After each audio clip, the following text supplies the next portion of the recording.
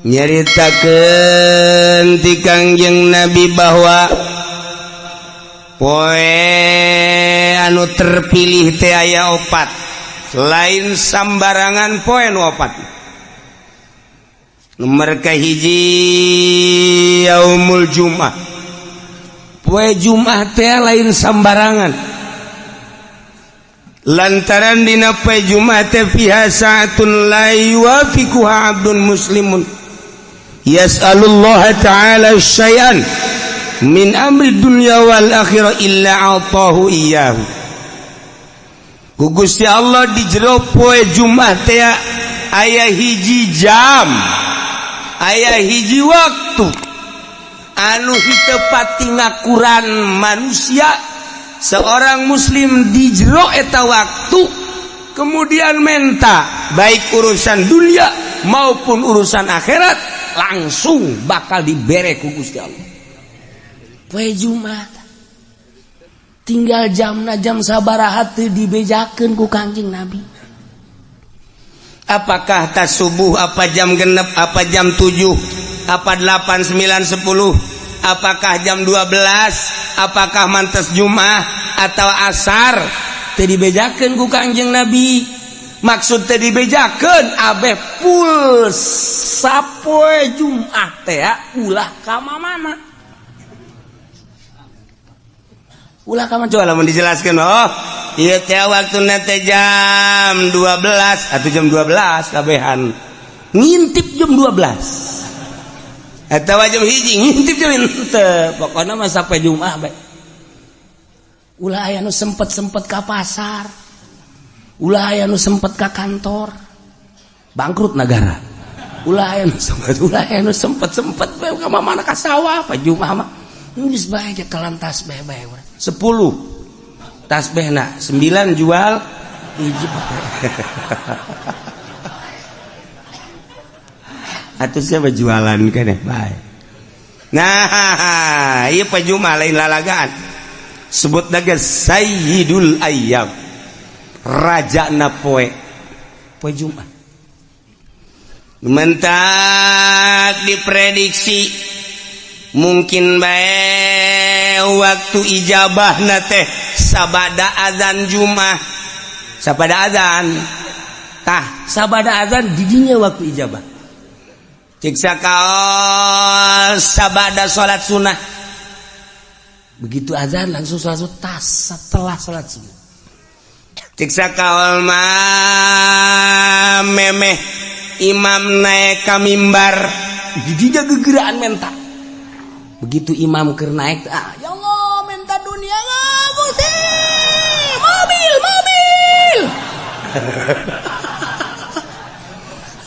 Teu parugu. Ulah di embat isin jero hate bae.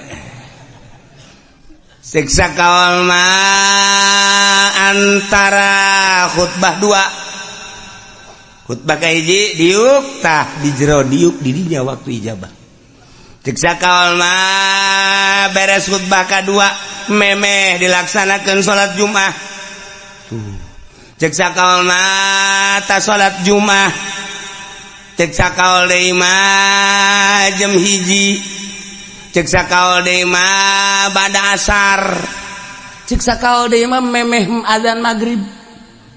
Tanu mantak poe Jumat mah geus bae ngintip jam bae. Di mana asal didinya pas orang mentang guys dibere langsung asal orang pas di waktu eta guys. Masya Allah ngan modelna eta okos Lailatul Qadar. Lailatul Qadar teh kan teu dijelaskeun ngan kebiasaana malam-malam ganjil padahal mah teu kitu. Kebiasaana malam lilikuran padahal teu kitu. Bebelasan gaya nu manggihan Lailatul Qadar. Abeh nyongsrong urang Lailatul Qadar dengan modelna asal aya Lailatul Qadar bae malam eta urang tunduh. Dibenta-benta ke kieu asa di mana? Tunduh. Tak ieu ge waktu ijabah teh kos kitu. Poe Jumat. Yes, nomor hiji poe Jumat. Nomor kedua yaum arfah. Poe arfah lain lalagaan eta poe teh ngabogaan nilai anu pohara. Lantaran di mana terjadi poe arfah yubahillahu taala malaikatahu. Allah ngabanggakeun diri terhadap malaikat. Cek Gusti Allah ya malaikati unzuru ila ibadi ja'u susan kubra. Deuleu kumaraneh hamba-hamba aing anu dararatang di berbagai penjuru negara, di pelosok-pelosok dengan penuh karudinan. Poean arfah mah di Mekah ngan sakadar make dua helai. Lu make jas, lu make dasi, teu berarti di hareupeun Allah mah jas jeung dasi. Kedeul banget lagi. Nu make ndeu ka arfah asup ka salon teh aya.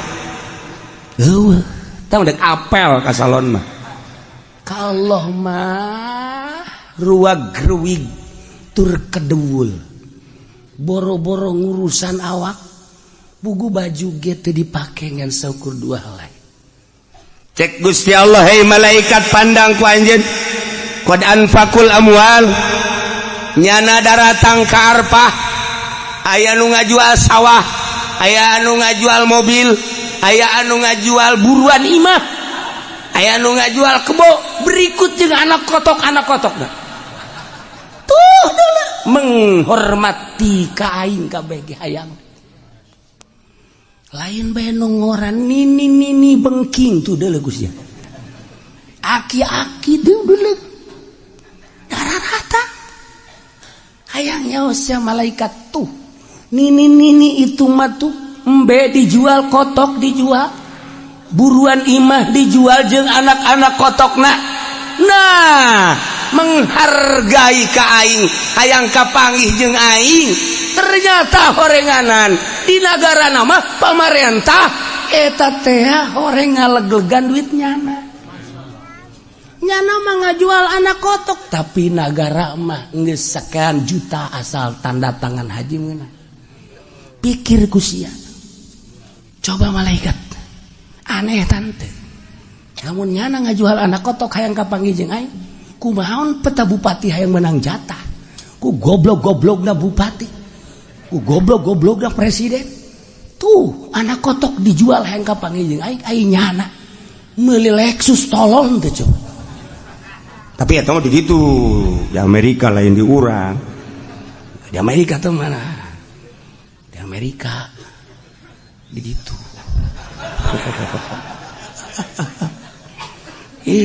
Sedih urang. Haju ngadagoanana geus nyaho malaikat. Aya anu 5 tahun. Bejana cenah di Indonesia mah 27 tahun. Kabur malodar sia. Hayang kapanggih jeung aing tuh. Taha. Saksian ku aranjeun kabeh geura ge. Hajuat Abul Abdan, isyhadu inni ghafartu lahu. Tidak terkecuali nu aya di Arfah, ku aing dihampura kabeh dosana. Untung jasa jelema nu di Arfah. Untung jasa jelema nu di Arfah. 2 tah poe Arfah. Hiji poe Jumat, 2 poe Arfah. Geus urang ge atuh poe Arfah geus ulah make ihram bae. Sanajan di dieu ge. Urang ngaji pene make ihram, nah aing nurutan di Arfah bae sakieu teh geus. Ya kieu bae geus set. Aju daharna ge di lapangan. Nurutan di Arfah bae di ditu. Ulah nyisiran banan kayak anakna mawa ka grogol misalnya.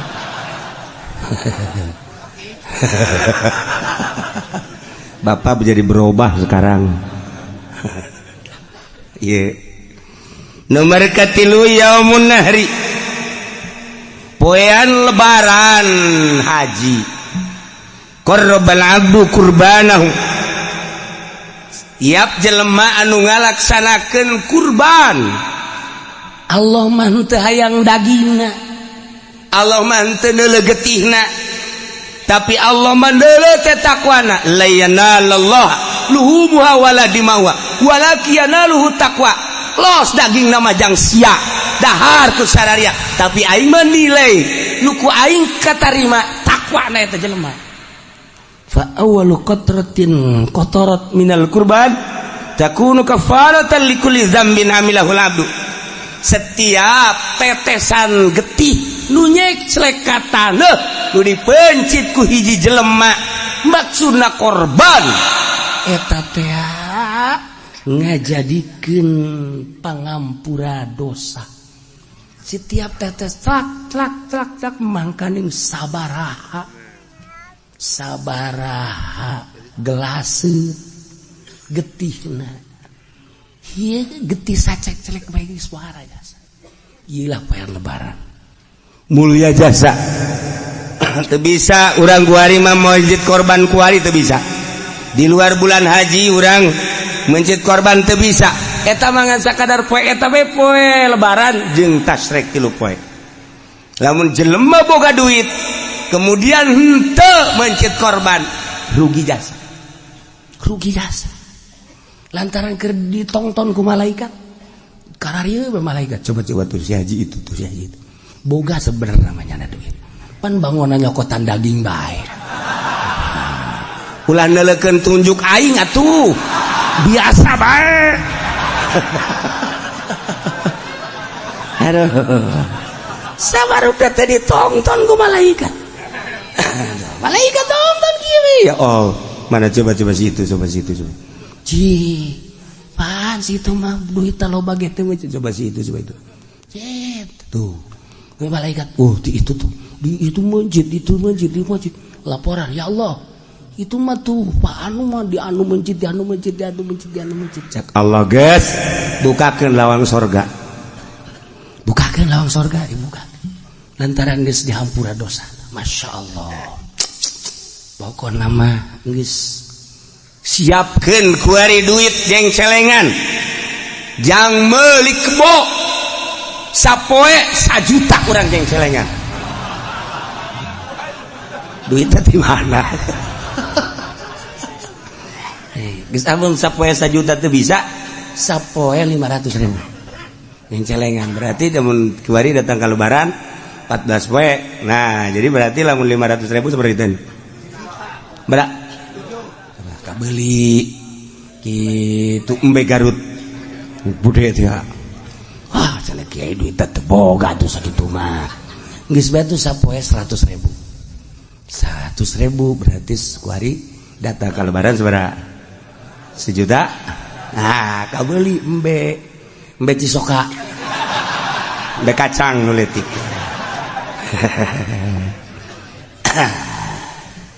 Geus kuari mah lamun jadi tukang ojek, ngojek kuari sapoe-sapoena. Tah duit gojekna sing meunang 1 juta ceng celengankeun. Cek tukang ojek di mana horeng kiai. Boro-boro meunang 1 juta. Kadang-kadang babaturan manuhunnya. Sial dah babaturan. Emang ge ai babaturan menumpang nuhunnya. Urang heuheuh eta tukang ojek teh. Atuh biasa tapi lamun aya jahe mah cet deuk mayar ge enggak usah, ikhlas saya mah udah jadi langganan aja dah, saya mah ridho. Sial tuh tukang ojek. Masya Allah geus mah deui teu puguh karuh eueuh logak naon direm Hut, karasa yang nyenud gak dia. Itu kak ojek itu bareres. 2, 3, 4 yaumul fitri. Poe lebaran fitri. Eta teh lain sembarangan poe. Lantaran diawali ku puasa.